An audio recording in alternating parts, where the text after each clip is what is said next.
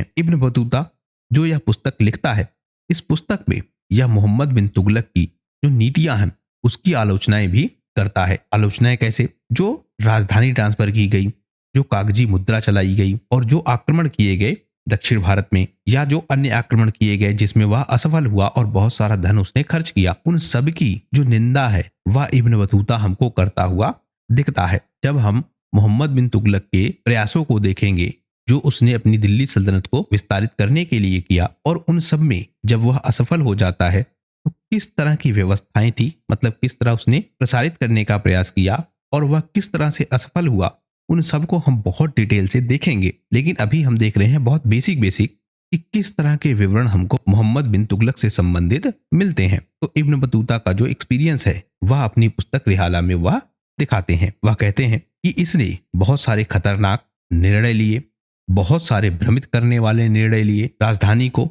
बहुत जल्दबाजी में ट्रांसफर कर दिया, कागजी मुद्रा पर जो नीति बनाई वह भी ठीक नहीं थी, इसने बहुत सारा धन बर्बाद किया, व्यापार में इसने बहुत सारी कठिनाइयां उत्पन्न कर दी।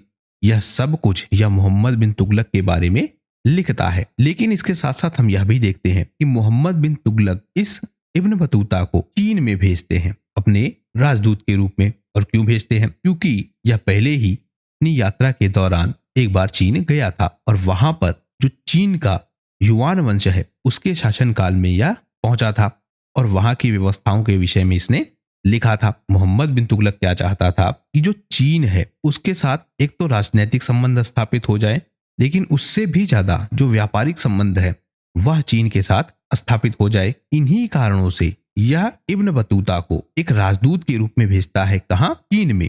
और वहां चीन में शासक कौन है? तोगन तिमूर। तो तोगन तिमूर के पास 1342 ईस्वी में यह इब्न बतूता को भेजता है। व्यापारिक संबंधों को विकसित करने का प्रयास किया जाता है। थोड़ी बहुत सफलता इसको मिलती भी है, लेकिन कोई बहुत बड़ा रिजल्ट हम नहीं देख पाते हैं जो इब्न बतूता के इस यात्रा के कारण देखने को हमें मिल सके। तो इस तरह से इब्न बतूता का चीन के साथ संबंध हमको दिखता है और इब्न बतूता का हमें मोहम्मद बिन तुगलक के साथ भी संबंध दिखता है। अब हम देखें कि जो आपकी इब्न बतूता की पुस्तक है रिहाला, इसमें जो तुगलक साम्राज्य है उसके विषय में क्या क्या चीजें लिखी गई हैं।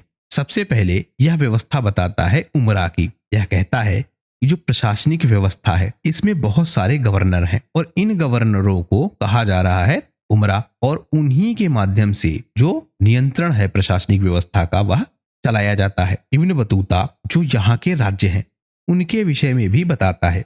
कोई वह लिस्ट नहीं देता है। कुछ जगहों पर मिलता है कि 13 राज्य बताए हैं, कुछ जगहों पर मिलता है कि 23 राज्य बताए हैं।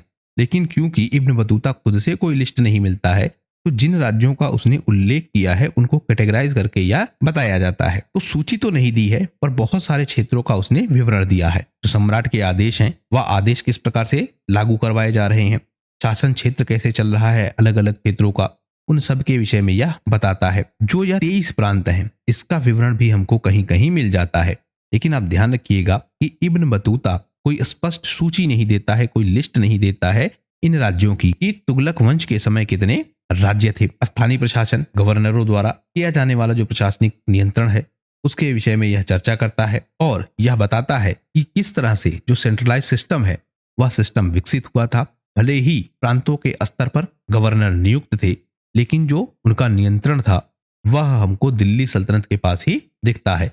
मतलब गवर्नर दिल्ली सल्तनत के माध्यम से कंट्रोल किए जाते थे। अब हम देख लेते हैं कि वह जो 23 राज्य हैं वह कौन कौन से राज्य हो सकते हैं। इसमें उत्तर प्रदेश है, पंजाब है, राजस्थान है, गुजरात है, मालवा है, बमदहल है, कश्मीर है, कर्नाटका है, बिहार है, मालाबार है, आंध्र प्रदेश है, कलिंग है, विदर्भ है, बंगाल है, आगरा है, अलीगढ़ है, फैजाबाद है, गोंडा है, बलिया है, राजमहल है और द्वारका है। और इसके साथ साथ राजधानी क्षेत्र दिल्ली है, मतलब जो राजधानी थी उस समय। तो इस तरह से 23 प्रमुख संभावित क्षेत्र हैं या प्रांत हैं जिनकी चर्चा हमको रिहाला में डायरेक्ट या इनडायरेक्ट मिलती है। कुछ जगहों पर यह कहा जाता है कि 13 राज्यों की सूची है या 13 राज्यों का विवरण रिहाला में हमको मिलता है। यह 13 राज्य कौन से हैं? सबसे पहला दिल्ली, जहां मोहम्मद बिन तुगलक का दरबार था।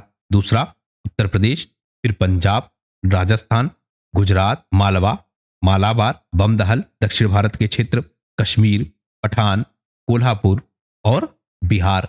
तो यह 13 की सूची है और पीछे हमने 23 की सूची भी देख ली। तो इस तरह से राज्यों की सूची हमको मिलती है जिसका विवरण हमको रेहाला में मिलता है। लेकिन फिर आप ध्यान रखिएगा, कोई लिस्ट नहीं है रेहाला में, उसने स्थानों के विवरण दिए हैं। उससे हम यह अंदाजा लगाते हैं कि किस क्षेत्र की बात की जा रही है। तो कुछ जगह कहते हैं कि उसने 13 प्रांतों की बात की है और कुछ जगह कहते हैं कि उसने 23 प्रांतों की बात की है। तो इस तरह से हमने देखा कि मोहम्मद बिन तुगलक कैसे सत्ता पर अधिकार करता है, उसकी जो बेसिक सोच है वह कैसी है, उसकी जो बेसिक योग्यताएं हैं वह योग्यताएं कौन सी है, कैसे इब्न बतूता के साथ उसका संबंध होता है, कैसे इब्न बतूता को वह व्यापारिक विस्तार के लिए चीन भेजता है। उन सारे घटनाक्रमों को हम देख चुके हैं। आने वाले वीडियोस में हम और डिटेल से देखेंगे, या हम कहें कि बहुत डिटेल से देखेंगे कि जो मोहम्मद बिन तुगलक है उसकी जो नीतियां हैं वह किस प्रकार से लागू होती हैं और वह नीतियां असफल क्यों होती हैं, उनके असफल